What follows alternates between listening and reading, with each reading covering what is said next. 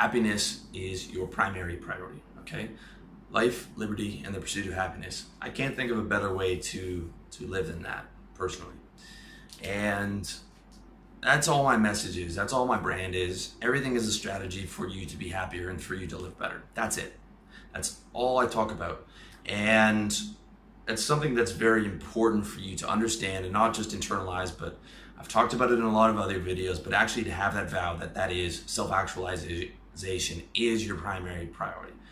Not fighting politics, not being angry over or things that you can't control, not all these traps that are available that spoil your state and take you out of that peaceful and happy place. You really have to wake up and sort of take on the idea of that pursuit of happiness as your primary priority in life, okay? Because everyone wants to be happy. Everyone wants to be as happy as humanly possible. This is why people date drugs. This is why people chase women. This is why people want to buy fancy cars, because they all think that stuff's going to make them happy. And sometimes it does, and sometimes it doesn't. But the point is, everything you do should be to do it to make yourself happier. Even helping others is, something that in a way you're doing for yourself, okay, to make yourself happier. All right, I'm not saying be hedonistic. I'm not saying don't help others, but I'm saying do things that make you happy. Helping others makes me happy. So I have a business like this. All right. But the key is to get that priority down, to recognize that the logical pursuit of happiness is the most intelligent way to live, and to not be ashamed of it, and to view it as your primary priority and look at other things that are getting in the way of that, things like fear, as a big fucking problem that you are going to stay on top of. When you truly internalize that mentality, you will start to wake up and you will start to really actively control that fear, because you'll get caught with a fear and you'll think, hey, wait a minute, this is fucking up my primary goal. Okay, I need to get this under control. Just like if business is your primary priority and there's something that's costing you money, right, in your business, and you're losing money on that, you're going to stop everything and be like, okay, let's get this together. When happiness is your primary priority, you're going to find stuff like fear and you're going to say, this is fucking up my happiness. How do I solve this? And it's going to give you that extra motivation, that extra edge to actually get yourself into a more peaceful state, because you have taken that vow seriously. All right, so that's very important. Strategy number 2 is having the right timeline, okay?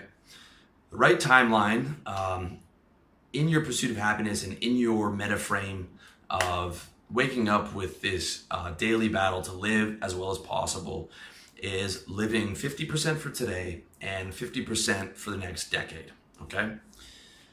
If you're living 100% for today, there would be no reason for you not to take heroin or MDMA all day, okay?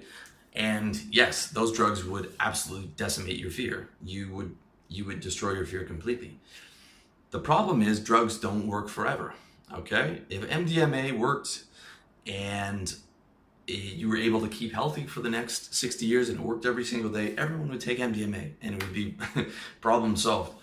Or even if MDMA worked for the next 20 years and it made you incredibly happy every day, but it took the last 30 years off your life, I would say a lot of people would still probably do it. The problem is drugs wear off very quickly, and then you're in a very bad place and your fear is much worse than it was before. Like, you've been taking heroin and you got addicted and now you're off of it and your anxiety's out of control and now you have a horrible habit and you're very unhappy. It's obviously not the right way to live, okay? Living 100% for today might destroy your fears in the short term, but it will compound your fears for your future self, okay? Now, the same goes for living 100% in the future. This is what is called the Deferred Life Plan, originally coined by Tim Ferriss in his seminal book, The 4-Hour Workweek. This is where the guy, lives his entire life, the mortgage, the debt, all this stuff to enjoy his golden years, when he retires at 65. and his whole life is lived in the future for like, okay, I just have to get through this day, have to get through this week, have to get through this month, but eventually we'll have that house paid off, and we'll have that little boat, and we can sail around the world, and it'll be terrific. This is no better way to live than living 100% in the future, because you are outsourcing your happiness to your future self, who might not even make it to 65, and you are also living in a very fear-based reality where you're constantly worried about things that are, you're worried about things that are 30, 40 years out, okay, your retirement, all right? I'm not telling you not to worry about retirement, but I'm saying worry about the next 10 years instead of the next 50 years, because one, the next 50 years is not guaranteed. Two, you are probably 18 to 35, like most of my readers, or 18 to 40, and yes, you want to focus on making money, and yes, you want to focus on getting comfortable, but as long as you're focusing within the next 10 years, you will be comfortable when you get to that point. I'm not saying be reckless, but I'm saying 30, 40, 50 years is a bit too long of a timeline, all right? This might be different as you get older if you're a guy who's in his 50s, but for like you young guys, just make sure that you're going to have cash and that your health is going to be good 10 years from now, okay? If you're 20, picture your life at 30 and picture being like financially secure and you've got money and you're in shape and all that stuff, instead of like picturing 65, and like, I'm going to, work forever and live completely in the future with all these future fears, okay? Because when you're only focusing on the future, it is very easy to have fears. It is very easy to worry about all the fucking potential things that could go wrong.